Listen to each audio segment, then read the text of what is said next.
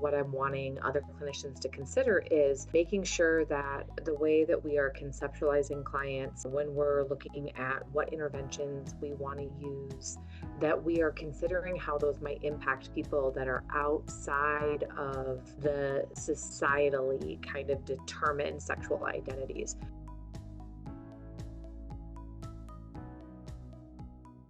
What does the term erotic minority mean to you?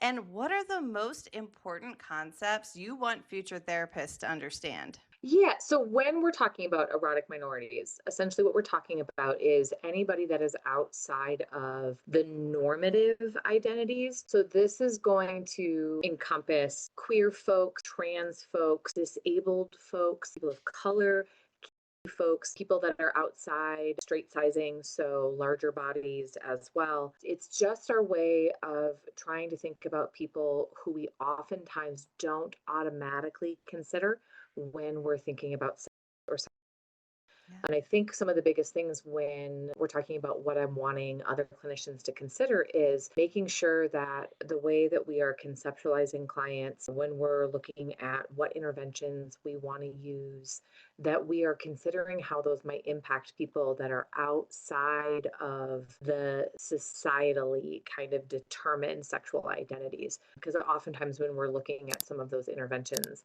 we're seeing impacts that are different than intended because were not normed on or weren't considering erotic minorities when they're developed. All right, now, if you could teach the world one essential insight about sexual health, something that really moves the needle, what would that be? I think it's really blending in the trauma informed pieces. A lot of Mm. times when I'm in therapy circles, there is this idea that therapy looks a certain way and should move at a certain pace.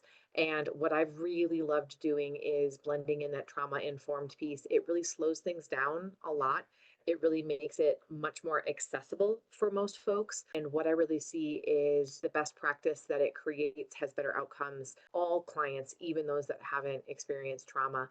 And it really kind of dispels this idea that there is one size fits all in terms of the order of things or how fast things should go. And it really helps clients set their own pace and really helps clinicians really see where their clients are. So, for example, when clients are doing Sensate Focus, which is kind of that multi layered, multi staged touch exercises, it really lets clients kind of sit at the stage that they're at. Sometimes we will do a stage zero clothing on or setting the stage, let clients stay at that stage one until they really feel ready to move on to stage two instead of the much faster pace that most therapists do.